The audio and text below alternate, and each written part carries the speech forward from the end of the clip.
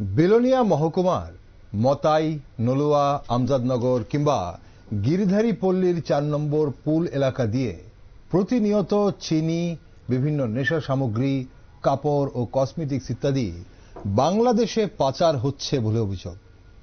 ঊনকোটি জেলা সীমান্ত এলাকা যেমন মাগডুলি গ্রাম পঞ্চায়েত, হীরাছড়া ইডিসি ভিলেজ এবং মূর্তিছড়া গ্রাম পঞ্চায়েত দিয়ে প্রতিনিয়ত হচ্ছে গরু পাচার। পাশাপাশি চিনি, বিড়ি এবং বিভিন্ন ধরনের নেশা সামগ্রী তো রয়েছেই। সিদাইমোহনপুর ও বামুটিয়া এলাকায়ও নেশা সামগ্রীর অবৈধ পাচার রমরমা বলে অভিযোগ। আমগাছিয়া, গোপালনগর, তারাপুর সংলগ্ন বিজয়নগর এলাকা এবং কাইল্লারি গ্রাম মতো সীমান্ত সংলগ্ন এলাকাগুলোতে অবৈধ পাচার বাণিজ্য কাজে ব্যবহার করা হচ্ছে বলে অভিযোগ করা হয়। আর সোনামুড়া এলাকার ইউএনসি নগর, এনসি নগর, দুর্গাপুর এবং কুলুবাড়ি ইত্যাদি সীমান্ত এলাকা দিয়ে প্রতিনিয়ত চিনি, পেঁয়াজ, নেশাদ্রব্য এবং বিভিন্ন সামগ্রী পাচার হচ্ছে বলে শোনা যায়। তবে অবৈধ পাচার বাণিজ্যের চিত্রটা আরো ভয়াবহ হয় যখন এতে যুক্ত হয় মানব পাচার, নারী পাচার, অস্ত্র পাচার। কৈলাসহর হোক কিংবা সোনামুড়া, হোক সাবরুম বা বিলোনিয়া, প্রায় বিএসএফ এর হাতে আটক হচ্ছে রোহিঙ্গা কিংবা বাংলাদেশি নাগরিক। ভারত বাংলাদেশে অবৈধ পাচার বাণিজ্য নতুন কোনো সমস্যা না হলেও ত্রিপুরাকে করিডোর হিসেবে ব্যবহার করে ভারতবর্ষের বিভিন্ন প্রান্তে পৌঁছে যাচ্ছে রোহিঙ্গা কিংবা বাংলাদেশি নাগরিকরা, আর তাদের সহযোগিতা করছে একদল মানব পাচারকারী। তাই প্রশ্ন জাগে, রাজ্যের জন্য তা কত বড় সিকিউরিটি থ্রেট? দেশের তথা রাজ্যের নিরাপত্তার কতটা হুমকির মুখে এই পাচার বাণিজ্যের জন্য? এই অবৈধ পাচার বাণিজ্যের সাথে কারা যুক্ত? প্রশাসন কেন তাদের বিরুদ্ধে কোনো ধরনের পদক্ষেপ নিতে পারছে না? কিভাবে দিনের পর দিন চলছে এই অবৈধ পাচার বাণিজ্য? চলুন একটু গভীরে গিয়ে দেখা যাক। নমস্কার, আমি দীপেন আর আপনারা দেখছেন নিউজ ভ্যানগার্ড। অবৈধ পাচার বাণিজ্য নিয়ে একটি গুরুত্বপূর্ণ টকশোতে আজ আমার সাথে রয়েছেন রাজ্যের প্রাক্তন পুলিশ আধিকারিক নন্দন সরকার এবং রাজ্যের আইনজীবী অরিন্দম রায়। আপনাদের দুজনকেই স্বাগত আজকের অনুষ্ঠানে। নন্দনবাবু, আপনার কাছে আসি। আপনি অনেকদিন কাজ করেছেন এবং এখনো আপনারা খবর রাখেন। প্রতিনিয়ত এই পাচার বাণিজ্যের কারণে রাজ্য এবং দেশের নিরাপত্তা কতটা হুমকির মুখে এবং কিভাবে হুমকির মুখে বলে মনে করেন আপনি? ধন্যবাদ আপনাকে। পাচার বাণিজ্য এবং তার সঙ্গে এই যে যেটা বললেন আপনি মানব পাচার এবং তারই সঙ্গে যে অস্ত্র পাচার, এই তিনটা জিনিস আপনি উল্লেখ করেছেন, খুবই গুরুত্বপূর্ণ ব্যাপার। তার সঙ্গে জড়িয়ে আছে ভারতের সার্বভৌমত্ব, ভারতের সার্বিক নিরাপত্তা এবং আমরা যারা এই যে বর্ডারিং একটা স্টেটে বাস করি, আমাদের নিরাপত্তা। এখন প্রশ্ন হলো, এই যে মানব পাচার বা এই যে বর্ডার স্মাগলিং হচ্ছে, তাতে কি কোনো ধরনের আমাদের নিজস্ব কোনো ঘাটতি আছে? রাজ্যের প্রশাসনের কোনো ঘাটতি আছে কি? কেন্দ্রীয় প্রশাসনের কোনো ঘাটতি আছে? বা এখানে নির্দিষ্ট কি আইনগুলো আছে যেটা দিয়ে হয়তোবা এই ধরনের যে অপরাধগুলোকে আমরা কন্ট্রোল করতে পারি? দেখুন, বর্ডারের দায়িত্বে আছে বর্ডার সিকিউরিটি ফোর্স। একদম। বর্ডার সিকিউরিটি ফোর্সের হাতে ওদের সীমান্ত নিরাপত্তা ছাড়াও বিভিন্ন ধরনের ওদের আইনি ক্ষমতা দেওয়া হয়েছে।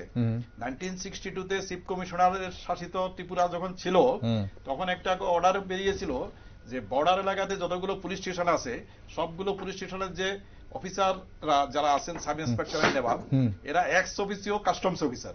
এবং একই সঙ্গে বলা হয়েছিল যে বিএসএফ কে সম্পূর্ণ, বিএসএফ সৃষ্টি হয়েছিল 1965-এ, তার আগে কিন্তু ত্রিপুরা যে আর্ম পুলিশ ছিল এরা কিন্তু বর্ডার গার্ড করতো। আচ্ছা। পরবর্তী সময়ে সেটাকে রিপ্লেস করা হয়েছে বিএসএফ কে দিয়ে। বিএসএফ এর কাছে বেশ কিছু কাস্টমস এর পাওয়ার আছে। এখন এই যে সীমান্ত নিরাপত্তার কাজে যে নিয়োজিত যে যারা যেটা বলা হয় ফার্স্ট লাইন ডিফেন্স, সেটা হলো border security force. Border security ফোর্সের দায়িত্ব হলো সীমান্তে ট্রান্সবর্ডার ক্রাইম গুলোকে রোধ করা, সীমান্তে যাতে কোনো ধরনের এইরকম ধরনের যে হিউম্যান ট্রাফিকিং না হয় সেগুলো, সব ধরনের জিনিসগুলো দেখা, এবং বিশেষ বিশেষ পুলিশি দায়িত্ব কিন্তু বর্ডার সিকিউরিটি ফোর্সকে দেওয়া হয়েছে। আচ্ছা। সর্বোপরি ত্রিপুরায় আপনারা জানেন যে এখানে বর্ডার ফেন্সিং করা হয়েছে। তারপরে কি করে হচ্ছে এসব এই যে মানে ঘৃণ্যতম পাচার বাণিজ্য এবং যেটা এবং এই যে human trafficking, women and children trafficking এবং একই সঙ্গে আর্মস ট্রাফিকিং। দেখুন একটা জিনিস, যে বর্ডার সিকিউরিটি ফোর্সকে আপনারা অনেক জায়গাতে কিন্তু ওদের সম্বন্ধে অনেকে অনেক ধরনের কমেন্টস রেখেছে। যেমন প্রাক্তন director general of police Punjab doctor KPS Gill, উনি একটা বলেছিলেন যে এটা সবচেয়ে করাপ্ট ফোর্স ইন্ডিয়ার, এবং পাঞ্জাবে যদি উগ্রপন্থী দমন করতে হয়, উগ্রপন্থা যদি দমন করতে হয়, তাহলে বর্ডার সিকিউরিটি ফোর্সের জায়গাতে কোনো একটা লেস করাপ্ট কোনো ফোর্সকে এখানে ডেপ্লয় করতে হবে, না হলে কিন্তু এরকম হিউজ আর্মস এমুনেশন কিন্তু পাকিস্তান থেকে ঢুকে যাচ্ছে পাঞ্জাব খালিস্তানি উগ্রপন্থীদের কাছে। এখানে আমি একই কথা বলছি যে বর্ডার ফেন্সিং আছে, বর্ডার ফেন্সিং এর পরে এখানে বর্ডার গার্ডসরা আছে, বিএসএফ ডেপ্লয় করছে, তাহলে কি করে এভাবে লার্জ স্কেলে ওপেন সম্পূর্ণ দিবালোকে কিভাবে পাচার বাণিজ্যগুলো চলছে কিভাবে, এগুলো একটা সাধারণ লোকে বুঝে। যেখানে বিএসএফ এর যদি টেসিট অ্যাপ্রুভেল না থাকে তাহলে কিন্তু কোনোভাবে এই পাচার বাণিজ্য সম্ভব নয়। কারণ বর্ডারের বেশ কিছু ছোট ছোট গুলো পয়েন্ট আছে যেখানে ডোর গুলো থাকে বা অন্যান্য জায়গায় থাকে, যেখানে ইজিলি বিএসএফ সেটাকে ট্যাকেল করতে পারে। আচ্ছা, তৃতীয় যে এজেন্সিটা হলো সেটা হলো কাস্টমস। কাস্টমসের দায়িত্ব হলো আপনার যে বহিঃশুল্ক, অর্থাৎ স্মাগলিং প্রতিরোধ করা, এবং একই সঙ্গে এখান থেকে যাতে ডিউটি না দিয়ে কোনো জিনিস ওদিক থেকে এদিকে না আসে বা এদিক থেকে ওদিকে না যায়, সেটা দেখা হলো কাস্টমসের দায়িত্ব না হয়। তো ওরাও এনগেজড আছে। আর এরপরে আছে পেছনে আছে কি রাজ্য পুলিশ। এতগুলো ল এনফোর্সিং এজেন্সি থাকা সত্ত্বেও নির্বিবাদে পাচার বাণিজ্য চলে আসছে। এবং আপনি যদি আজকে সোনামুড়াতে যান, আপনি দেখবেন ওখানে হয়তো বস্তা গুনছে কোন একটা বিএসএফ এর জওয়ান। আমি একবার গেছিলাম ওখানে সোনামুড়াতে, আজকে থেকে অনেকদিন আগে, দেখলাম ওদিকের একটা ছেলে বিয়ে করছে, এদিকের একটা ছেলে বরযাত্রী পার্টি ওখান থেকে বর্ডার ক্রস করে দিব্যি বাজনা বাজিয়ে চলে আসছে, বর্ডার গার্ড দাঁড়িয়ে আছে, শুধু পুরোটাই একটা অ্যাডজাস্টমেন্ট, অর্থাৎ মানে আন্ডারস্ট্যান্ডিং এর মধ্যে সবকিছু হচ্ছে। তো এভাবে যদি চলে তাহলে তো আপনি এটাই রোধ করতে পারবেন না। আজকে দেখুন এই যে যখন আরাকান স্টেট থেকে বা বার্মা থেকে যখন লার্জ স্কেল রোহিঙ্গারা যখন ডিসপ্লেসড হয়েছে, এরা বাংলাদেশে জায়গা পাচ্ছে না, বাংলাদেশের বিভিন্ন শিবিরে ওদের রাখা হয়েছে, অথচ এরা নির্বিবাদে পশ্চিমবঙ্গ এবং ত্রিপুরার বিভিন্ন জায়গায় নির্বিবাদে ঢুকে যাচ্ছে। অর্থাৎ তাতে বোঝা গেছে এখানে যে ল এনফোর্সিং এজেন্সি আছে সেটা খুবই দুর্বল, এদের নিজস্ব কোনো ইন্টেলিজেন্স নেই, এরা নির্বিবাদে অথবা ডাইরেক্টলি কেউ কেউ ইনভলভ হয়ে যাচ্ছে টাকার বিনিময়ে, এসব লোকদের সাহায্য করছে। ওকে, আমি আসবো, আপনি রোহিঙ্গার ইস্যুটাতে আসবো নন্দনবাবু, আপনি সেখানে অভিজ্ঞতা রাখেন এবং রোহিঙ্গা ইস্যু নিয়ে আপনি আগেও অনেক কিছু বলেছেন। শুধু রোহিঙ্গা নয়, আমাদের রাজ্যের নিরাপত্তা এবং রাজ্যে হয়ে যেহেতু রাজ্যকে একটা সেফ করিডোর হিসেবে ব্যবহার করা হচ্ছে, এখন সেখানে দেশের নিরাপত্তা কিভাবে হুমকির মুখে সেটা একটু বিস্তারিত আলোচনা করব। কিন্তু সরাসরি আপনি অভিযোগ করছেন বা আপনি আঙ্গুল তুললেন, এবং অভিযোগও এমন আসে মাঝে মধ্যেই যে সীমান্তরক্ষী বাহিনীর দিকে কিন্তু অভিযোগ উঠছে। সীমান্ত এলাকার যারা নাগরিকরা রয়েছেন তাদের সঙ্গে মাঝে মধ্যেই মত পার্থক্য থাকে, এবং সেখানে সীমান্তরক্ষী বাহিনীর দিকে আঙ্গুল তুলছি আমরা, আপনি তুললেন, এখন সাধারণ মানুষও বলছেন।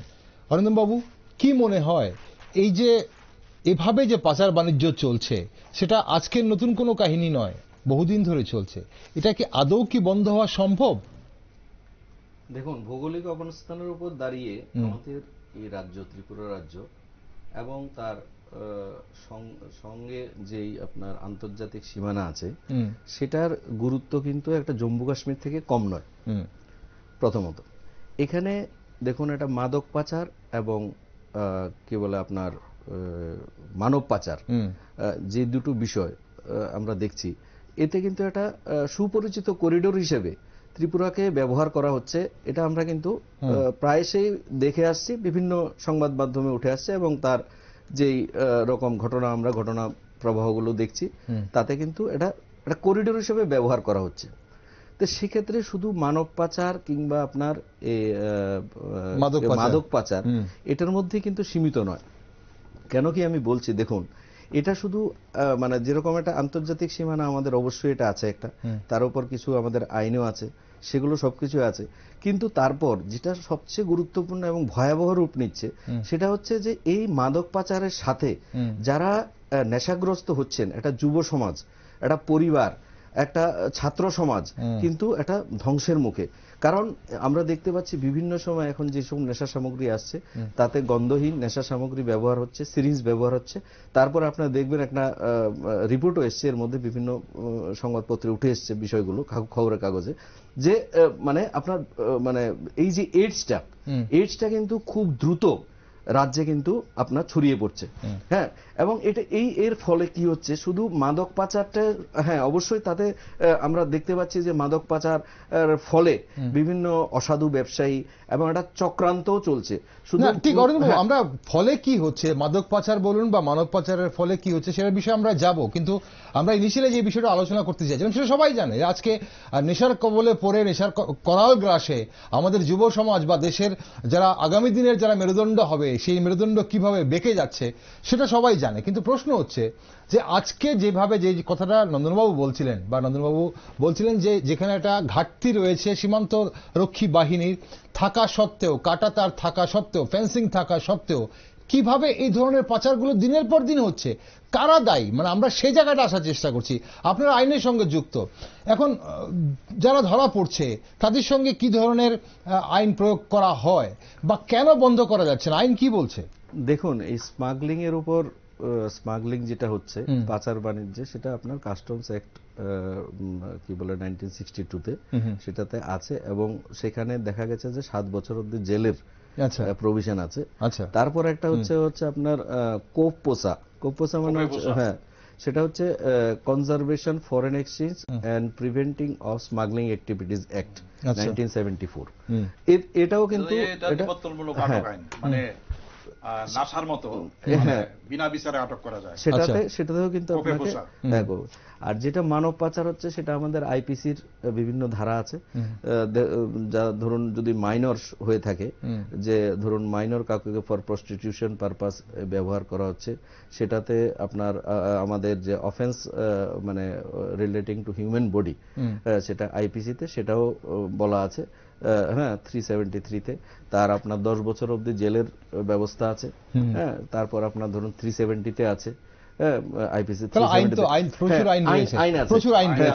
তারপর ব্যাগেজ রুল আছে, ব্যাগেজ রুল মানে সেটাতে আপনি আপনার নির্ধারণ করা আছে, আমার যতটুকু মনে হচ্ছে রুল 3 ব্যাগেজ রুলে বলা হচ্ছে আপনি কত পরিমাণ স্বর্ণ নিয়ে যেতে পারবেন। আচ্ছা, এই যে আমরা অনেক সময় দেখতে পাই যে এয়ারপোর্টে স্বর্ণের কারবারিদের ধরা হয়, সিজ করা হয়, তো সেখানেও আপনার কিন্তু উল্লেখ করা আছে কতটুকু আপনি নিয়ে যেতে পারবেন। সব ধরনের আইনই রয়েছে, আইন তো রয়েছে। এখন কনফিসকেশনের জন্য আছে, এগুলো বাজেয়াপ্ত করার জন্য আপনি বাজেয়াপ্ত করতে পারেন এগুলোকে। তো সেক্ষেত্রে তারপর এরা এর মধ্যে যারা ফেলে ফুপে বড় হচ্ছে, মানে অবৈধভাবে যারা রোজগার করে ইনকাম করে এটাকে বৈধ করার চেষ্টা করছে, সেক্ষেত্রে the prevention of money laundering act আছে 2002, সবকিছু আইন রয়েছে, তাহলে কিন্তু নন বেলেবল কগনিজেবল, তাহলে আইনগুলো কোর্টেই রয়েছে, শুধু মুখোমুখি রয়েছে, তাহলে এইভাবে কি করে এখনো পাচার বাণিজ্য হচ্ছে? আমি আসবো, নন্দনবাবু কিছু বলছেন, আপনার কাছে আসবো আবার। অরিন্দমবাবু, আমি একটা কথা বলছি, আপনি কিন্তু এখানে একটা জিনিস মানে মিস করে গেছেন। আচ্ছা, সেটা হলো মানব পাচার আর অনুপ্রবেশ কিন্তু এক জিনিস নয়। ডেমোগ্রাফিক যে ব্যালেন্সটা নষ্ট হয়ে গেছে বর্ডার এলাকায়, যেখানে ছিল হয়তো দুটো যে কোনো পার্টিকুলার কমিউনিটির বাড়ি, সেখানে এখন 1000টা হয়ে গেছে। এই যে একটা ডেমোগ্রাফিক যে একটা ডিস্ট্রিবিউশন আমাদের আছে, সেটা নষ্ট হয়ে গেছে শুধু অনুপ্রবেশের কারণে। মানব পাচার তো হচ্ছে, তার সঙ্গে কিন্তু ডেলিভারেটলি কিন্তু এদিক থেকে এসে বাড়ি করে ফেলছে। কারণ ভারত এমন একটা জায়গা যেখানে আপনি শত্রু হন মিত্র হন সেই খবর কেউ রাখে না। এখানে এলেই আপনি রেশন কার্ড পেয়ে যাবেন, এখানে এসে আপনার বন্ধুর অভাব হবে না, অর্থাৎ আপনি জায়গাও কিনতে পারবেন, ডকুমেন্টস বানিয়ে নেওয়ার যথেষ্টই আছে। তো এই যে একটা বর্ডারিং একটা আমরা স্টেটে বাস করছি, যেখানে আপনার 856 মানে কিলোমিটার বর্ডার এরিয়া আছে আমাদের বাংলাদেশের সঙ্গে। 856 কিলোমিটার কিন্তু যেমন একটা ব্যাপার, সাধারণ কোনো ব্যাপার না। ওকে, আমাদের তিন দিকের বেশি বলতে গেলে এখানে অনুপ্রবেশ হচ্ছে, মানব পাচার হচ্ছে। একটা পার্টিকুলার কমিউনিটির লোকেরা ওখানে না থেকে এখানে থাকার জন্য ইচ্ছা প্রকাশ করছে। কেন তুমি বাংলাদেশে থাকতে পারছো না? সেটা তো তোমার নিজেরই দেশ না, সে ইন্ডিয়াতে থাকবে, কারণ এখানে গেলে সে ওখান থেকে বেশি সুযোগ সুবিধা পাবে, এবং এখানে যেহেতু ভোটের রাজনীতি আছে, সেখানে ওদের জামায়া ধরে রাখা হবে। তো এখানে এসে ওদের বাড়িঘর করে দেওয়া, ওদের বিভিন্ন ধরনের ডকুমেন্টস তৈরি করে দেওয়ার লোকের অভাব নেই, এবং সেগুলো প্রশাসনের বিভিন্ন করাপ্ট অফিসিয়ালদের ডাইরেক্টলি যোগসাজশে এগুলো হয়ে যাচ্ছে। একই সঙ্গে কি হচ্ছে, এই যে রোহিঙ্গা আজকে এখানে রেলওয়ে স্টেশন থেকে গিয়ে দিল্লি পর্যন্ত চলে যাচ্ছে, ভারতের চারিদিকে ছড়িয়ে পড়ছে। দেশের সার্বভৌমত্ব কিভাবে লঙ্ঘিত হচ্ছে। আজকে আমাদের এখান থেকে হিউজ প্যারামিলিটারি ফোর্সকে পুষতে হচ্ছে ভারত সরকারের। সেই প্যারামিলিটারি ফোর্সের যে খরচ, সেটা আমাদের যে ন্যাশনাল বাজেটের একটা বিরাট অংশ চলে যাচ্ছে এসব মানে সেন্ট্রাল প্যারামিলিটারি ফোর্স পালতে গিয়ে। তারপরেও কাজের কাজ হচ্ছে না। প্রায় এখানে সেখানে দেখা যাচ্ছে কি দাঙ্গা হয়ে যাচ্ছে, এখানে সেখানে উগ্রপন্থী কার্যকলাপ হয়ে যাচ্ছে। এগুলো কিভাবে হচ্ছে? ওখান থেকে এসে এখানে এগুলো করছে, কিন্তু সেদিকে আমাদের কোনো নজর নেই। আমাদের রাজনীতিবিদরা ওরা ভোটের রাজনীতি নিয়ে ব্যস্ত। কি কয়জন লোক বাংলাদেশ থেকে এলো, সে তো আমার লোক। যেমন ওয়েস্ট বেঙ্গলে আজকে আপনি দেখুন, ওয়েস্ট বেঙ্গলে কিন্তু একটা ভয়ঙ্কর দিন আসছে, কিন্তু আমি আপনাকে বলে রাখছি, ওয়েস্ট বেঙ্গলে কিন্তু যে বর্ডারের যে এরিয়াগুলো আছে অন্তত মিনিমাম 20 কিলোমিটার, এখানে একটা পার্টিকুলার কমিউনিটি থাকতে পারবে না, একটা কমিউনিটি থাকবে। সেদিন কিন্তু আসছে। আচ্ছা, এবং সেখানে কেন হচ্ছে large scale infiltration, large scale আপনার ডিসপ্লেসমেন্ট, এবং সেখানে কি হচ্ছে 2 কোটি লোক, আমি যে হিসাবটা বলছি সেটা এখনের নয়, আজকে থেকে আমরা প্রায় 10 বছর আগে হিসাব করেছিলাম 2 কোটি বাংলাদেশি লোক ডাইরেক্টলি না হলে ইনডাইরেক্টলি ইন্ডিয়ান কমোডিটিজ এর উপর নির্ভরশীল। আচ্ছা, অর্থাৎ এখান থেকে চিনি, চাল, তেল, ডাল না গেলে ওদের খাবার জুটবে না, যাচ্ছে এখান থেকে। এবার ভাবুন দেশের একটা অর্থনীতির উপর কিরকম বড় ধরনের একটা বিপর্যয় কিন্তু দিয়ে আসছে। এমনিতে ইন্ডিয়ার লোক সংখ্যা কিন্তু আপনি 10 বছর আগের কথা বলছেন, এটা কি এখন বেড়েছে? এই নির্ভরশীলতা নাকি বেড়েছে না কমেছে বলছেন? অনেক বেড়েছে, বেড়ে গেছে, অনেক বেড়ে গেছে। ওকে। এবং চায়না যেখানে ছিল পৃথিবীর সবচেয়ে হাইলি পপুলাস একটা কান্ট্রি, সেটাকে কিন্তু ইন্ডিয়া কিন্তু সেটা গিয়ে 1 নম্বরে দাঁড়িয়ে গেছে। এই দাঁড়িয়ে যাওয়ার পেছনে কিন্তু ইন্ডিয়ার নিজস্ব যে পপুলেশন যে গ্রোথ, সেটা নয়, কিন্তু বাইরের থেকে কিন্তু লোক ঢুকে যাচ্ছে, পপুলেশন দ্রুত বেড়ে যাচ্ছে। ওকে, আমরা এখানে একটু আলাদা করতে হবে অনুপ্রবেশ এবং পাশাপাশি মানব পাচারের কথা। আমরা আজকে বিষয়টা, অনুপ্রবেশ তো রয়েছে, অনুপ্রবেশ একটা আলাদা, যেহেতু আমরা নেবারিং কান্ট্রি বাংলাদেশ রয়েছে এবং দেশ ভাগের পর থেকে বা তখন থেকে ওই সময় থেকে বঙ্গভঙ্গ থেকে শুরু করে কিছু এদিক সেদিক হয়েছে, সেগুলো অন্য ব্যাপার। কিন্তু মানব পাচার, বিশেষ করে রোহিঙ্গা এবং নারী পাচারের যে অভিযোগগুলো উঠে আসে, সেগুলো কতটা ভয়ানক। এবং এখানে একটা জিনিস জানতে হবে, অরবিন্দবাবু, আপনি রয়েছে কিছুদিন আগে আমরা দেখেছিলাম এনআইএ রেড করেছিল এবং সেখানে কিছু ধরপাকড় হয়েছিল, তাতেও মানব পাচারে বাণিজ্যে লাগাম টানা গেল না কেন বলে মনে করেন? মানে কিসের, মানে এটা কি আইনের প্রতি কোনো, যারা পাচারকারী বলছেন মানে তাদের কোনো ভয় নেই, বা আইনের প্রতি মানে কোনো ধরনের ভয়ভীতি নেই বলে মানুষ এই ধরনের অপরাধ একের পর এক করে যাচ্ছেন? না, সেটা না। দেখুন, এনআই এরকম একটা এজেন্সি, ন্যাশনাল ইনভেস্টিগেটিং এজেন্সি, এটা তারপর আপনার ইডি, এনফোর্সমেন্ট ডিপার্টমেন্ট, সিবিআই, এগুলো হচ্ছে আমাদের ভারতবর্ষের একটা, আপনি বলতে পারেন এগুলো আমাদের একটা মানে অ্যাসেট, এই ডিপার্টমেন্টগুলো, যেখানে আমরা নিরপেক্ষতা এবং তার মানে সুচারু একটা দিক দেখতে পাই, যেখানে আপনার ইনভেস্টিগেশন থেকে শুরু করে এবং তার যে প্রক্রিয়া এবং মেথড অফ যে ইনভেস্টিগেশন অনেক উন্নত ধরনের। তো সেক্ষেত্রে এখন এনআই উঠিয়ে নিয়ে গেছে এবং তার মানে যথারীতি, আমি তো বলছি শুধু মানব পাচারের সঙ্গে এটা যুক্ত না, মাদক পাচারের সঙ্গেও যুক্ত না, মানে এটার পরিধি কিন্তু অনেক বিস্তৃত। যেরকম ধরুন, এর সাথে যে কিছুদিন আগে একটা মানে এক ব্যক্তিকে এখান থেকে উঠিয়ে নিয়ে যাওয়া হয়েছে, তো এ হ্যাকিং এর সাথে যুক্ত। তো হ্যাকিং মানে কি, এ শুধু রাজ্যব্যাপী না, মানে আন্তঃরাজ্য থেকে বিভিন্ন রাজ্যের সঙ্গে এর হ্যাকিং এর এই যে লিংক আছে। তাহলে এই যে একটা বিষয়, মানে আপনার মানে এই এজেন্সিগুলো কিন্তু সব দিক থেকেই মানে দেশকে কিন্তু একটা সুরক্ষা দেওয়ার চেষ্টা করছে। এবং যে পাচার বাণিজ্যটা, এটা দেখুন, একটা বিষয় হচ্ছে যে পৃথিবীতে যদি আপনি দেখেন, সবচেয়ে যদি হাইয়েস্ট, আমি একটা আর্টিকেল পড়ছিলাম, সেটা হচ্ছে যে ব্যবসা, এটা হচ্ছে আর্মস ব্যবসার উপর কোনো ব্যবসা নেই পৃথিবীতে। কারণ দেখবেন আপনি যতগুলো মিডল ইস্ট থেকে শুরু করে তারপর আপনার আমেরিকা থেকে বড় বড় দেশগুলো, তারা কিন্তু আর্মস এর একটা ডিলিং করছে, ওটা মানে আর্মস ব্যবসা। এবং এটা শুরু করে শুধু যে মানে আন্তর্জাতিক বিষয় না, বিভিন্ন জায়গায় এটা ছড়িয়ে পড়েছে, বিভিন্ন জঙ্গি সংগঠনের কাছে এগুলো বিক্রি হচ্ছে, বিভিন্ন টেররিস্ট সন্ত্রাসবাদীদের কাছে এটা বিক্রি হচ্ছে, এটা একটা বিশাল বড় মার্কেট। তারপর আসছে কি, তারপর হচ্ছে ড্রাগস, ড্রাগসের দিকে কিন্তু এটা এই যে মাদক বিষয়টা, এটাও একটা ব্যাপক ব্যবসা। তা এর ফলে হয় কি যে এটা শুধু একমাত্র সীমিত যে আন্তর্দেশীয় বা দেশের মধ্যে সীমিত নয়, এটা একটা আন্তর্জাতিক একটা চক্র এখানে কিন্তু কাজ করছে। তো এর ফলে কি বিভিন্ন জায়গায় ধরে নেন এখন তাহলে বলতে পারেন যে কিভাবে এগুলো পাচার হচ্ছে, যে আমারই তো সরকার, আমারই এজেন্সি, আমারই বিএসএফ, আমারই পুলিশ সব, তাহলে সেখানেও একটা কোথাও একটা দুর্বলতা আছে। তো প্রশাসনিক একটা উদ্যোগ নিতে, সক্রিয় উদ্যোগ নিতে হবে এবং প্রশাসনিক কৌশল অবলম্বন করতে হবে, যে যার ফলে আমরা সেটাকে করতে পারবো। যারা এখানে কম্প্রোমাইজ করছে দেশের সার্বভৌমত্ব নিয়ে, সুরক্ষা নিয়ে, এরকম পাচার বাণিজ্য নিয়ে, উনি যেটা বললেন যে 2 কোটি লোক খাদ্যের উপর নির্ভরশীল, তাহলে আমার এই বাণিজ্য যদি আমার সব ট্যাক্স দিয়ে যায়, তাহলে ট্যাক্সটা আমার কাছে আছে, এক্সাইজ ডিউটি দিয়ে যদি আমার বাণিজ্যটা পাচার হয়, তাহলে আমার দেশের স্বার্থ। কিন্তু সেটা যদি অবৈধভাবে যায়, কিংবা ধরুন সেটা ওভার, আরেকটা দেখুন আরেকটা বিষয় আসছে, যেটা হচ্ছে আপনার এটাকে বলা হচ্ছে আপনার ওভার বিলিং, ওভার বিলিং। হ্যাঁ, এটা ওভার বিলিংটা সেটা হচ্ছে আপনাকে না, sorry, over invoicing. Over invoicing মানে ধরুন একটা জিনিসের দাম ভারতে ধরুন 5 টাকা ধরে নিন, তাহলে এটা ওভার কি বলে আপনার ইনভয়েসিং কি হচ্ছে, ওইখান থেকে এটাকে ধরুন পয়সাটাকে এখানে পাঠাতে হবে। এই কোথাও এখানে একটা কোম্পানি আছে, ধরে নিন যে এবিসি একটা কোম্পানি, তাতে ওই পয়সাটা একটা জিনিসের মূল্য হচ্ছে 5 টাকাতে, সেটাকে 25 টাকা করে, তাহলে কি করলো, ওই মানিটা কিন্তু ট্রান্সফার করে ফেললো এখানে।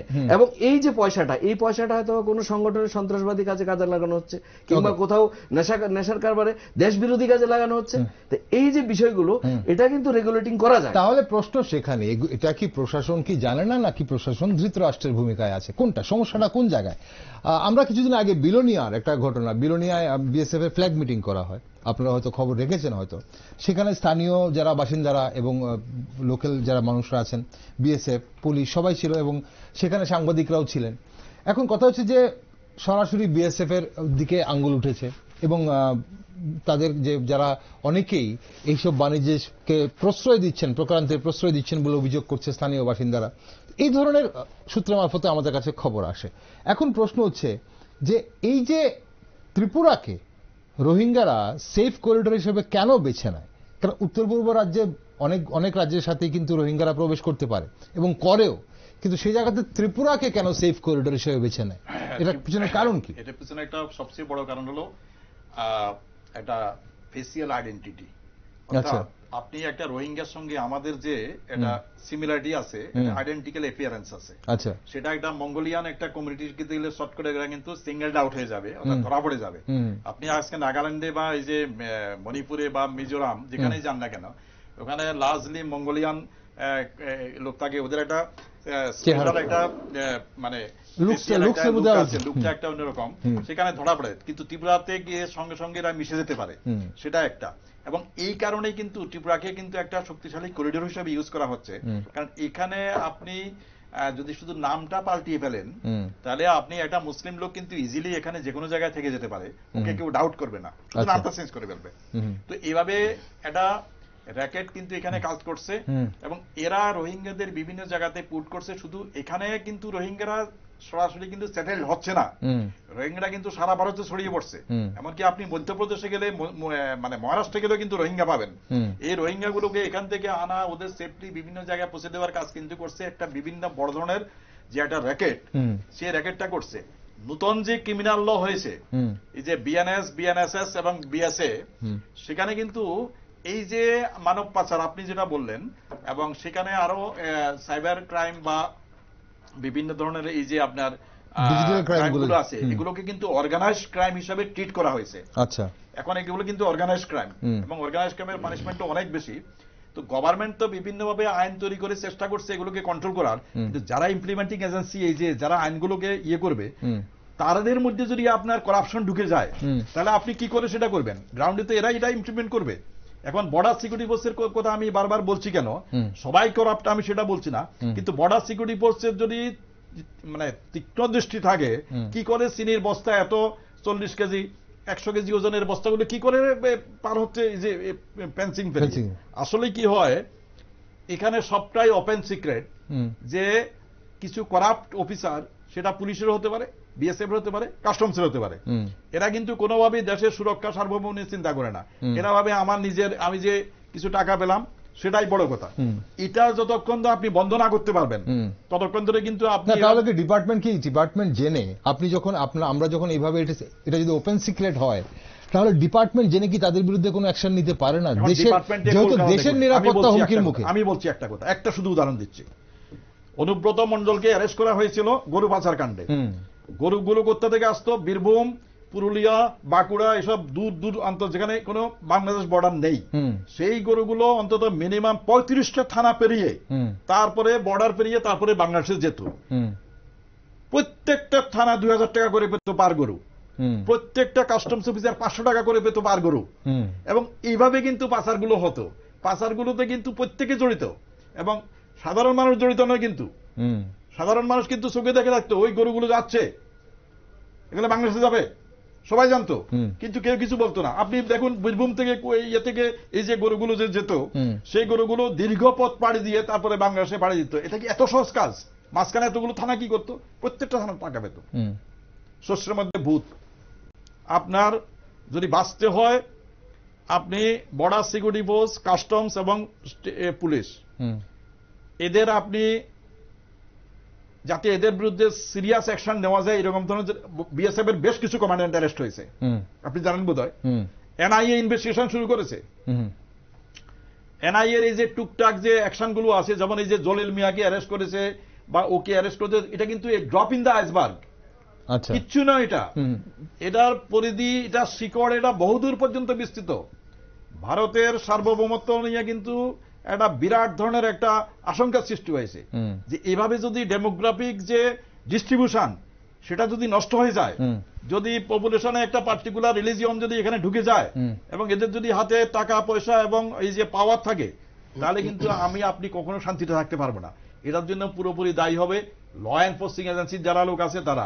উনি যেটা বলেছেন পাক্কা, enforcement directorate, central bureau of investigation, narcotics control bureau, national investigation agency এবং বিভিন্ন ধরনের যে ডিআরআই, এরা কিন্তু কাজ করে যাচ্ছে। This central agencies are working hard.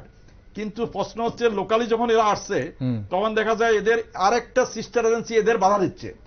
যেমন আপনি রাত্রেবেলা যদি সোনামুড়া বর্ডারে যান, বিলোনিয়া বর্ডারে যান, দেখবেন বর্ডার সিকিউরিটি ফোর্স পুলিশকে বাধা দিচ্ছে যে আপনি এখানে কি করে এলেন, পারমিশন ছাড়া। কিসের permission? This is the land of India, এখানে আমি এলে কি পারমিশন হবে? এরকম হামেশা আপনি একটু খবর নেন বর্ডার সিকিউরিটি ফোর্সের সঙ্গে আদার এজেন্সিগুলোর ঝগড়া আছে, কারণ বর্ডার সিকিউরিটি ফোর্স ওই সময় পাচার বাণিজ্যে ব্যস্ত, সেখানে ওই এজেন্সি ঢুকে গেলে এদের আউট হয়ে যাবে। সেটা আমি নিজেও ফেস করেছি অনেকবার।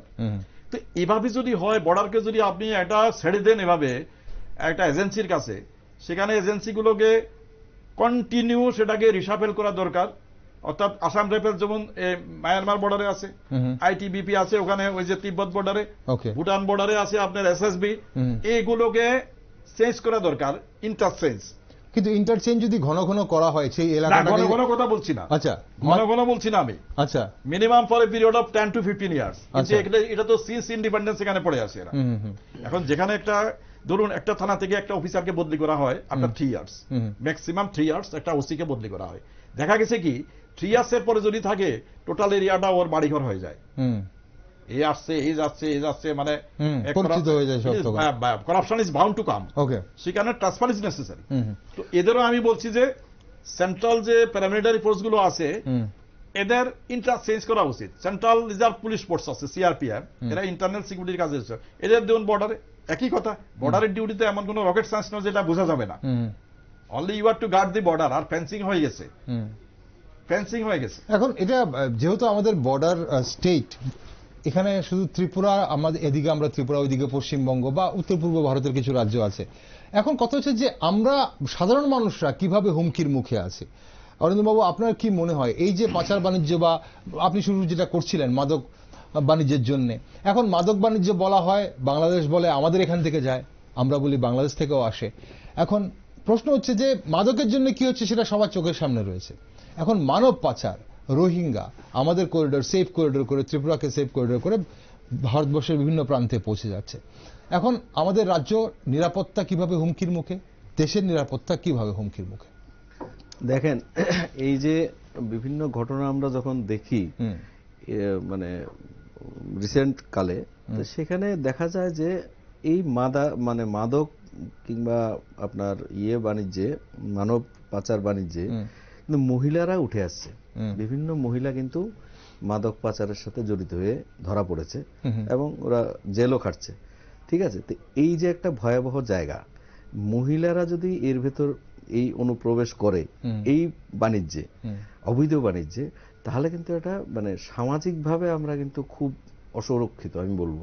আচ্ছা, হ্যাঁ, দেখুন এই কি বলে, কিছুদিন আগে মানে গতকালেই গেছে আপনার মাদক অবৈধ পাচার বিরোধী আন্তর্জাতিক দিবস 25শে জুন। এটা পালন করা হয়েছে।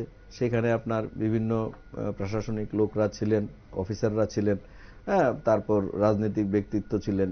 তো এইভাবে করে পালন করা হয়েছে। সেটা বক্তৃতার মাধ্যমে, ভাষণ দিয়ে, বিভিন্নভাবে। কিন্তু ওই জায়গার মধ্যে সীমিত থাকলে হবে না, কারণ মেইন যেটা হচ্ছে যে এটাতে কোথাও না কোথাও তো দুর্বলতা আছে।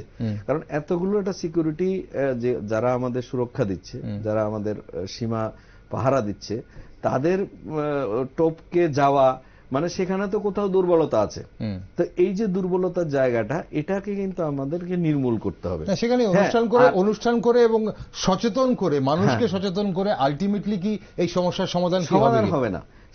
সেটা করতে হবে আমাদের যারা দায়িত্বে আছে, সুরক্ষার দায়িত্বে আছে। কারণ এটা কিন্তু এটা আপনার সেরকম না যে একটা সংক্রমণের বিষয়, যে তুমি একটু সাবধান থেকো, তুমি হাত ধুয়ে যেও, এরকম না। সেটা হচ্ছে সুরক্ষার বিষয়। তো সুরক্ষার দায়িত্ব যাদের কাছে আছে, যারা পালন করছে সুরক্ষার দায়িত্ব, তাদেরকেই কিন্তু এই জায়গাটাকে এনশিওর করতে হবে যে আমাদের পাচার বাণিজ্য আমরা রুখবো। এবং মানব পাচারের সাথে আমি বললাম তো, মহিলারা যারা যুক্ত আছে, যেটা দেখুন ডুয়েল সিটিজেন্স মানে অনেক জায়গায় কিন্তু ধরা পড়েছে। পশ্চিমবঙ্গ অনেক জায়গা আছে, 2 জায়গায় আপনার কি বলে সিটিজেনশিপ নিয়ে রেখেছে। তা বাংলাদেশের ক্ষেত্রে এখন বাইরে যাওয়াটা, বিদেশে যাওয়া ভিসা নিয়ে, সেটা কিন্তু একটু দুর্লভ হয়ে যাচ্ছে। কারণ ওরা ওখানে অনেক কিছু মানে বাংলাদেশের লোকরা গিয়ে অনেক রকম কি বলে অবৈধ কাজের সাথে যুক্ত হয়, ওদের ভিসাটা সরাসরি ভাবে দেওয়া হয় না। কিন্তু যখন দেখা যায় যে ভিসাটা ইন্ডিয়া থেকে অ্যাপ্লাই করা হলো, তখন দ্রুত সেটা সম্পন্ন হয়। তো সেই ক্ষেত্রে ওরা এই জায়গাটা ব্যবহার করছে। ভারতবর্ষে অবৈধভাবে প্রবেশ করছে, ভারতবর্ষে কাগজপত্র তৈরি করছে, তারপর এখান থেকে ভিসা নিচ্ছে। এবং জঙ্গি সংগঠনগুলো, বিশেষ করে যে জঙ্গি সংগঠনগুলো যদি এইভাবে ওরা হাইড আউট করে, বিভিন্ন জায়গায় লুকিয়ে থাকে, তাহলে তো এটা বড় থ্রেট। কারণ নাশকতার একটা বড় প্রমাণ কিন্তু আমাদের পার্শ্ববর্তী দেশ বাংলাদেশে আছে। এটা নাশকতা, জঙ্গিদের নাশকতা বিভিন্ন সময়ে কিন্তু আমরা দেখতে পাচ্ছি। তো সেটা যদি ওই জায়গায় দাঁড়িয়ে যদি জঙ্গিরা কোনো হাইড আউট করে ইন্ডিয়ার বিভিন্ন জায়গায়, আর এবং তার জন্য যে আমাদের সুরক্ষা বল আছে, তারা যদি এটা কম্প্রোমাইজ করে, তাহলে কিন্তু একটা দেশের পক্ষে বিপজ্জনক বিষয়। একদম খুব গুরুত্বপূর্ণ বিষয়টা আপনি তুলে ধরলেন। নরেন্দ্রবাবু, আপনি কিছু অ্যাড করবেন এটাতে? কিভাবে হুমকির মুখে আমরা কিভাবে আছি? দেখুন, এই যে আপনি যেটা বললেন মানব পাচার গুলো কেন হয়? মানব পাচার হয় অ্যাডাল্ট পুরুষ নারীদের হয়, শিশুদের হয়, এবং ইয়েদের হয়, এই মহিলাদের হয়। এখন দেখুন, এখানে একটা কথা বলা আছে যে কমার্শিয়াল সেক্সুয়াল এক্সপ্লয়টেশন, সিএসসি। এখানে আমি একটা হিসাব দিয়ে দিই। UNODC, United Nations office on drugs and crimes, ওরা বলছে যে যত পৃথিবীতে যত পাচার হয়, তার মধ্যে 71% পাচার হয় নারী ও মেয়ে, এবং 4 জনের মধ্যে 3 জনেরই যৌন শোষণের শিকার হয়। সেটাকে বলে কমার্শিয়াল সেক্সুয়াল এক্সপ্লয়টেশন। অর্থাৎ আপনার যে কোনো প্রস্টিটিউশনে বিক্রি করে দেবে, নালে মেইন টার্গেট কিন্তু কমার্শিয়াল সেক্সুয়াল এক্সপ্লয়টেশন। এখন শিশুদের কেন নেওয়া হয়? স্লেভও হতে পারে না, আমি বলছি ফোর্সড লেবার একটা আছে, যে এখান থেকে নিয়ে গিয়ে ওকে কোনো একটা জায়গাতে বন্ডেড লেবার হিসাবে খাটানো, কাজ করানো হবে। তারপরে কি আছে? ভিক্ষাবৃত্তিটাকে কিন্তু এবার অর্গানাইজড ক্রাইম হিসেবে ধরা হয়েছে এবার নিউ ক্রিমিনাল লতে। আচ্ছা, কিরকম? আপনি যদি মক্কা, মদিনা এইসব অঞ্চলে যেখানে লার্জ স্কেল আপনার এই যে ভিক্ষুকরা বসে থাকে, ধরুন 3 কিলোমিটার লম্বা লাইন, এরা কিন্তু প্রত্যেকের পেছনে একজন করে কিন্তু ওদের গডফাদার আছে। আচ্ছা, ওই গডফাদার কিন্তু এখান থেকে টোটাল যে কালেকশনটা আসে, এদের কিছু দিয়ে বাকিরা কিন্তু ও পায়, এবং এটা একটা ইন্ডাস্ট্রির রূপ নিয়েছে। তো সেখানে এইসব বাচ্চাদের চুরি করে বা যে কোনো ভাবে নিয়ে যাওয়া হয়, নিয়ে গিয়ে ওই কাজে লাগানো হয়। আরেকটা কি আছে যে বাড়ি ঘরে কাজ করানো, অর্থাৎ ডোমেস্টিক হেল্প। হ্যাঁ, ডোমেস্টিক হেল্পের কাজে লাগানো। মহিলাদের প্রথমে প্রস্টিটিউশনে দেওয়া, একটু ইয়েটি হয়ে গেলে অন্য কাজে লাগানো। তো হিউম্যান ট্রাফিকিং যেটা হয়, সেটার বিভিন্ন ধরনের উদ্দেশ্য থাকে। আচ্ছা, সেটা শুধু একটা উদ্দেশ্য নয়। আবার কেউ কেউ ধরুন বাচ্চাদের আস্তে আস্তে তৈরি করে, একটা গ্যাং তৈরি করে।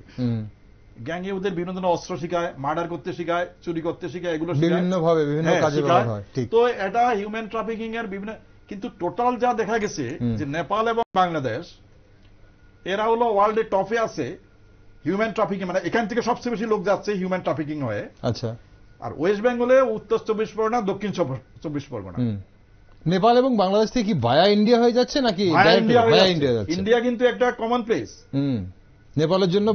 বাড়ির যে একজন বদি থাকে না, যাকে সবাই মিলে অর্ডার দেয়, ইন্ডিয়া হলো সেই জায়গা যেখানে কোনো কেউর ভয় নেই। আমি যখন পুলিশে ছিলাম তখন আমি একটা ইনভেস্টিগেশন করেছিলাম উলফা এবং নর্থ ইস্ট বেস, যেমন এই যে এনএসসিএন আইএম বা এনএসসিএন খাপলাং গোষ্ঠীর বা মণিপুরের ধরুন পিএলএ বা এসব ধরনের যে উগ্রবাদীগুলো, ওরা বলছে যে আগরতলা হলো আমাদের সবচেয়ে সেফেস্ট প্লেস। কারণ আগরতলাতে আমরা মোটরসাইকেলে করে প্রকাশ্যে ঘুরে বেড়াই, অথচ মোস্ট ওয়ান্টেড এরা বিভিন্ন নর্থ ইস্টে। এখানে কেউ একটা প্রশ্ন করে না ওদের যে তুমি কোথা থেকে এলে। এবং এই যে কয়েকটা মেডিকেল স্টোর, আমি নাম বলবো না এখন, ওদের অসুবিধা হয়ে যাবে। আচ্ছা। এখান থেকে রেগুলার আপনার 1 লক্ষ 1.5 লক্ষ টাকার ওষুধ, ব্যান্ডেজ, বিভিন্ন ধরনের ওয়াটারবোর্ন ডিজিজ এবং এই যে ইনজুরি হলে কিভাবে ইমিডিয়েটলি এই ওষুধগুলো কিন্তু জঙ্গি সংগঠনের কাছে যেত। আচ্ছা। কেউ খবর রাখে? কেউ খবর রাখে না। কারণ আমাদের এখানে পুলিশ হলো তার কনভেনশনাল যে ডিউটি আছে সেই ডিউটির বাইরে একটা কাজও করবে না। ওর যে একটা ইন্টেলিজেন্স উইং আছে, সেই ইন্টেলিজেন্স উইং পলিটিক্যাল ইন্টেলিজেন্স নিতে ব্যস্ত। সেই ইন্টেলিজেন্স কখনো বর্ডারে কি হচ্ছে, কিভাবে ওদিক থেকে আসছে সেটা নিয়ে কোনো মাথা ব্যথা নেই। সিমিলারলি ধরুন ইন্টারনাল যে আর্ম রিবেলিয়ন হতে পারে কিনা, ইন্টারনালি কোনো ইন্ডিয়ার সুভার্নিটি এবং সিকিউরিটির উপর কোনো আঘাত আসতে পারে কিনা, সেগুলি নিয়ে কোনো মাথা ব্যথা নাই। সেই কারণে গভর্নমেন্ট বাধ্য হয়েছে নিউ ক্রিমিনাল রোডে এই পজিশনগুলো ঢুকাতে। এখন ওই যে সেডিশন যেটা সেকশন 124A ছিল সেটাকে বাতিল করে এখন নতুন ঢুকানো হয়েছে ট্রিসন, মানে any act endangering the security, sovereignty and integrity of India. এটা যদি কোন ধরনের হ্যাম্পার করে কেউ, তাহলে কিন্তু সে ওখানে পড়ে যাবে। তো ভারত সরকার হয়তো অনেক ভাবনা চিন্তা, বিভিন্ন ইন্টেলিজেন্স ইনপুট নিয়ে হয়তো এগুলো করছে, কিন্তু সার্বিকভাবে আমরা যারা এখানে আছি আমরা কিন্তু উই আর নট সিকিউরড। আমরা কিন্তু আমাদের কিন্তু একদম টোটালি আমরা কিন্তু সিকিউরড নই। কিন্তু একটা কথা, ভালো কথা ফাইনালি বলে রাখছি, ত্রিপুরাতে আপনি দেখবেন কোনো ইনসিডেন্ট হবে না, এখানে কোনো সন্ত্রাসবাদী ইনসিডেন্ট হবে না। কারণ আপনি যে করিডোরটাকে ইউজ করছেন সেখানে আপনি নষ্ট করবেন না। এটা কিন্তু আমি আপনাকে আজকে বলে রাখছি, তো আপনি 5 বছর পরে দেখবেন এখানে কোনো ইনসিডেন্ট হবে না। আচ্ছা। না, এমনিতে সাধারণ পাচার বাণিজ্য করতে গিয়ে বা পাচার করতে গিয়ে পুলিশের আধিকারিককে মেরে ফেলছে পিছে, সেটা হতে পারে, কিন্তু বড় কোনো ইনসিডেন্ট হবে না।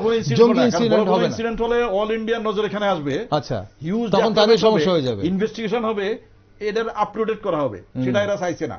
এরা চাইছে এখানে করিডোর হিসেবে ইউজ করে থ্রু আউট ইন্ডিয়া আমরা একটা বিভিন্ন ধরনের একটা একটা মুভমেন্ট আছে ওদের, সেটা আপনিও হয়তো জানেন যে সেটা আমরা যে সাকসেসফুল করবো, একই সঙ্গে ইন্ডিয়ার যে অর্থনৈতিক ব্যবস্থা ভেঙে দেব, ইন্ডিয়ার যে তার যে ইয়েতে বিশ্ববাজারে উঠে আসছে দ্রুত, সেগুলো নষ্ট করে দেব, সব দিয়ে একটা ডিপ রুটেড একটা কনস্পিরেসি আছে। এটাকে আইসোলেটেড হিসেবে দেখবেন না, কিন্তু এই যে হিউম্যান ট্রাফিকিং এখানে কেন হচ্ছে এত বেশি, আইসোলেটেড নয়। These are part of a large scale conspiracy, যেটা ইন্ডিয়ার সিকিউরিটি, সোভার্নিটি এবং ইন্ডিয়ার যে ডেমোগ্রাফিক যে ডিস্ট্রিবিউশন আছে সেটাকে ডেস্ট্রয় করে দেওয়া। আমরা আমাদের এই গুরুত্বপূর্ণ আলোচনার মধ্যে একটা জায়গা একটু আমরা মিস করছি, আমাদের রাজনৈতিক নেতৃত্বরা যারা রয়েছেন তাদের কি ধরনের ভূমিকা আছে এবং থাকা প্রয়োজন, সেটা আমল যেটাই হোক না কেন। অরিন্দমবাবু, কি মনে হয় আপনার? রাজনৈতিক তো এটা তো রাজনীতির ব্যক্তিত্বই আমাদের পরিচালনার ক্ষেত্রে মানে গণতান্ত্রিক দেশে ভূমিকা নেয়, বিশেষ করে যেই ডিপার্টমেন্ট থাকে যেগুলো। একটা বিষয় দেখুন, নন্দনবাবু বলছেন অনেক কিছু এলিগেশন আনছেন, কিন্তু আমার মনে হয় যে আমাদের যে ডিপার্টমেন্টগুলো সিবিআই থেকে নিয়ে, ইডি থেকে, এনআই থেকে নিয়ে, এরা কিন্তু সক্রিয়। কেন দেখেন, তাহলে আপনি যে উদাহরণটা তুলে ধরলেন যে এনআই এসে একে উঠিয়ে নিয়ে যাচ্ছে, ওকে উঠিয়ে নিয়ে যাচ্ছে, তাহলে তাদের কাছে ইনফরমেশন আছে, সেটা আমরা অস্বীকার করতে পারি না। আচ্ছা, এখানে লোকাল ভাবে যাই কাজ করুক না কেন ইন্টেলিজেন্স, ওনারা একটা মনিটর করছে। হ্যাঁ, এবং সেই মনিটরের ওই সার্ভিলেন্সে কিন্তু দেখা যাচ্ছে, কিছুদিন আগেও এটা এসছে যে ওই সার্ভিলেন্সের আন্ডারে কিন্তু অনেকে আপনার যারা ধরুন মাদক পাচারের সাথে যুক্ত, নেশার কারবারের সাথে যুক্ত, জমিয়া মাফিয়া থেকে শুরু করে, এবং অনেক পুলিশ আধিকারিকের কথাও বলছেন যে ওরা মানে ইডির ইয়েতে নজরে আছে, নজরে আছে, তাহলে এটা বোঝা যায় হয়তোবা ওদের এজেন্সির যে ইনভেস্টিগেশন পলিসি কিংবা তাদের যে মানে যেরকম ভাবে ওরা করে আসে, তো সেটা একটা ওদের একটা মানে একটা ইয়ে আছে। এজেন্সিগুলো তাদের কাজ অবশ্যই করছে, কিন্তু এখন প্রশ্ন হচ্ছে সেখানটাই আমরা যখন রাজ্য থেকে যখন দাঁড়িয়ে দেখছি গ্রাউন্ড জিরো থেকে, ত্রিপুরা গ্রাউন্ড জিরো থেকে, যেটা নন্দনবাবু বলছিলেন যে 3টে এজেন্সি এখানে সীমান্ত রক্ষী বাহিনী, রাজ্য পুলিশ এবং কাস্টমস, তারা তাদের কাজ কতটুকু করছে। আমরা প্রতিদিন টিভি খুললে দেখি, ছবি দেখি, আমরা ফটোশুট দেখি, নেশা সামগ্রী আটক হয়েছে। আমি লার্নার অ্যাডভোকেটকে একটা প্রশ্ন করছি শুধু, আপনি জানেন যে এখান থেকে রেগুলার বটতলাতে 1 থেকে 150 বাংলাদেশ থেকে লোক আসে, এরা এসে বটতলাতে বিভিন্ন শ্রমিক কাজ করে, এরা ক্রিমিনাল নয় হয়তোবা, এরা এখানে বিভিন্ন ডোমেস্টিক ওয়ার্ক করার জন্য আসে। আপনি বলুন যে ভারতে একটা শক্তিশালী আইন আছে, সেটা আজ পর্যন্ত কিন্তু ত্রিপুরাতে অ্যাপ্লিকেবল হয়নি, অ্যাপ্লিকেবল নয়, অ্যাপ্লিকেবল আছে কিন্তু সেটা কোনো এজেন্সিটাকে অ্যাপ্লাই করেনি। কি সেটা? Foreigners act. ফরেনার্স অ্যাক্টে কোন ধরনের বিদেশি যদি এখানে বাড়ি করে তার সম্পত্তি কিন্তু গভর্নমেন্ট বাজেয়াপ্ত করবে এবং এর কিন্তু জেলের ব্যবস্থা আছে। কিন্তু এখানে কি করে? পাসপোর্ট অ্যাক্টে একে অ্যারেস্ট করে, পাসপোর্ট অ্যাক্টে অ্যারেস্ট করে এটাকে বিএসএফ দিয়ে পুশব্যাক করে, অর্থাৎ এর কোনো কিন্তু কিছুই হলো না। ফরেনার্স কিন্তু বাড়ি করে ফেলছে, আপনি বর্ডারে যান, এরা ছিল না, এখন নতুন বাড়ি করে ফেলছে। এদের তো ফরেনার্স অ্যাক্টে এদের অ্যাপ্রোপ্রিয়েট অ্যাকশন নেওয়া দরকার, কিন্তু ফরেনার্স অ্যাক্ট এখানে আছে কিন্তু কেউ এটা এনফোর্স করে না। ঠিক এখন সেই ক্ষেত্রে দেখেন, এখন যেটা এনফোর্সমেন্টের বিষয়টা সরকারের উপর তো বর্তায় অবশ্যই, সরকার কিভাবে, কিন্তু যে অ্যাক্ট গুলো আছে তাতে তো আপনার শাস্তির প্রাবধান আছে অনেক। তো এই ক্ষেত্রে আমি যেটা বলছিলাম যে দেখুন এই এজেন্সিগুলো কাজ করছে এবং শুধু এজেন্সির কাজের মাধ্যমে সেটা হবে না, তো আরো কিছু ধরুন দ্রুত কিছু করতে হলে লোকাল যে এজেন্সিগুলো, হ্যাঁ লোকাল এজেন্সি সহায়তা না করলে, দেখেন পশ্চিমবঙ্গে এই ভোটের সময় অনেক আমরা দেখেছি প্রতিবারই মানে বিভিন্ন ঝামেলা মানে হয়ে আসছে। তো সেক্ষেত্রে কেন হতে পারছে না? একটা জিনিস বারবার আসছে যে যখন যত ব্যাটালিয়নই আপনি মানে ডিপ্লয় করুন, সেক্ষেত্রে তো লোকাল পুলিশের একটা ভূমিকা বিশাল থাকে। তাহলে এই জায়গায় যদি ধরুন একটা আপনি পুলিশ অফিসার ভালো করে বলতে পারবেন, ধরুন আপনি একটা রেডে বেরোলেন, সে রেড বেরোনোর একটা লোকাল পুলিশের সহায়তা নিতে হবে। সেক্ষেত্রে যদি কোনো সোর্স তাকে অগ্রিম বলে দেয় আগে থেকে যে তোমার এখানে রেড করতে আসছে, এই জায়গাটা যদি আমি দুর্বল থাকি, তাহলে স্বাভাবিকভাবে এনআইএসও কিছু করতে পারবে না, ও পার পেয়ে যাবে। এই জায়গায় এবং রাজনৈতিক ব্যক্তিত্বের তো ভূমিকা আছে। আমরা দেখতে পাচ্ছিলাম যে মাননীয় মুখ্যমন্ত্রী বলছিলেন কয়েকদিন আগে যে জমি মাফিয়া যারা এরকম মানে ইয়ে হচ্ছে তাদের বিরুদ্ধে একটা আইন আনবেন। তো দেখা যাক আমরা সেগুলো আস্তে আস্তে করে, শুনুন আইনটা হচ্ছে স্ট্যাটিক না, এটা ডাইনামিক। আমাদের সমাজ ব্যবস্থার উপর সেই আইনটা তৈরি হয়, হ্যাঁ, যে আইনটা আমাদেরকে মানে সুরক্ষিত করে এবং বিচার ব্যবস্থাকে আরো ত্বরান্বিত করে। তো সেক্ষেত্রে আইনটা যখন আমরা অবশ্যই এগুলো যখন উঠে আসবে একের পর এক দুর্নীতি কিংবা সন্ত্রাস কিংবা যেই হোক মাফিয়া, তাহলে সেই হিসেবে আইন তৈরি হবে। এবং এই যে এতগুলো আইন, আমাদের 3টে আইন নতুন আইন সংশোধন হলো এবং নতুন অ্যানেক্ট হতে চলছে, তো এগুলো তো এর বাস্তবায়নের উপর ভিত্তি করে কিন্তু হচ্ছে, হ্যাঁ, সামাজিক বিষয়গুলো নিয়ে। ঠিক, এখন সেটাই প্রশ্ন যে আমাদের আসলে পাচারকারীদের বিরুদ্ধে প্রশাসন কঠোর পদক্ষেপ নিতে পারবে কিনা। রাজনৈতিক নেতাদের অনেক সময় বলা হয় যে তাদের মাথায় হাত থাকে বলে অনেক কিছু সম্ভব হয় না। সেটা শেষ, আপনি কি মনে করেন নন্দনবাবু? আপনার একটু এই বিষয়ে প্রতিক্রিয়া চাইব। রাজনৈতিক নেতৃত্ব ইচ্ছে করলে আমাদের এই যে সমস্যাগুলো বা এই যে পাচারকারীদের যেটা প্রশাসন অনেক সময় কঠোর পদক্ষেপ নিতে পারে না, আপনি পুলিশে ছিলেন, সেটা কোনোভাবে ইনফ্লুয়েন্স করতে পারে কিনা? ভারত একটা গণতান্ত্রিক রাষ্ট্র, এখানে রাজনৈতিক যারা নেতা বা রাজনৈতিক যারা জনপ্রতিনিধি, এদের কিন্তু একটা বিরাট ইনফ্লুয়েন্স থাকে সোসাইটির উপর এবং প্রত্যেকটা ইন্ডিভিজুয়াল। আমরা কিন্তু একটা পলিটিক্যাল সুপার স্ট্রাকচারে আছি, এই সুপার স্ট্রাকচারে কিন্তু প্রত্যেকে আমরা একটা পলিটিক্যাল একটা লায়াবিলিটি আমাদের সবাই আছে। রাজনৈতিক নেতারা যেহেতু ওরা সরকারি ক্ষমতায় থাকেন বা অনেক সময় বিরোধী দলে থাকেন, এদের কিন্তু একটা সাধারণ একটা ইনফ্লুয়েন্স থাকে বিভিন্ন সরকারি দপ্তরের উপর।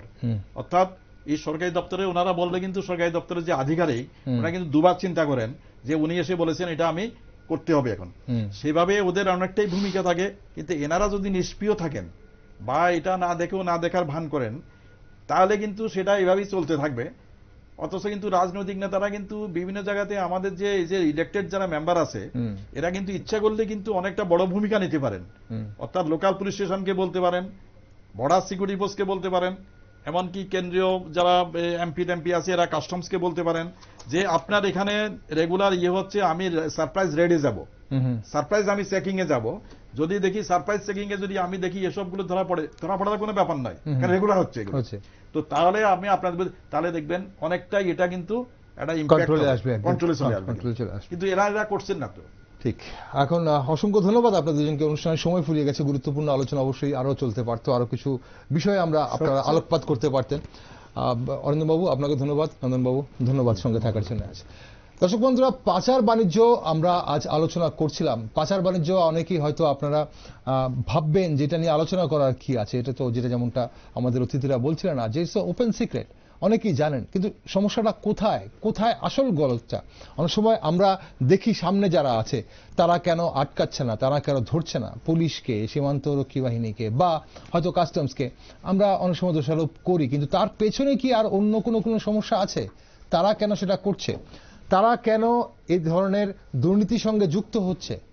এখন কেন্দ্রীয় যে এজেন্সিগুলো রয়েছে, সেটা এনআইএ হোক, সিবিআই হোক বা ইডি হোক, তারা তাদের কাজ করছে এবং তারা যেটা করছে সেটা অবশ্যই অনেক সময় আমরা জানতেও পারছি না, সাধারণ মানুষ অনেক সময় জানতেও পারে না তারা কি কাজ করে বেরিয়ে গেল। কিন্তু যারা রাজ্য প্রশাসন রয়েছে তারা কি দেখছে যে রাজ্যের ওপর আগামী দিনে কি ধরনের বিপদ আসতে পারে? তারা কি সেটা দূরদর্শিতা তারা কি দেখাতে পারছে? যদি দেখাতে পারে তাহলে নিশ্চয়ই আমরা কোনো ধরনের আগামী দিনে তার এই যে প্রচারগুলো হচ্ছে সেগুলো বন্ধের জন্যে এমন কোনো পদক্ষেপ নিশ্চয়ই আমরা দেখব। অবশ্যই সেদিকে আমরা নজর রাখবো। তাই আপনারা দেশ, দুনিয়া ও রাজ্যের বিভিন্ন নিউজ আপডেট এবং টক শো দেখার জন্য চোখ রাখুন শুধুমাত্র নিউজ ভ্যানগার্ডে।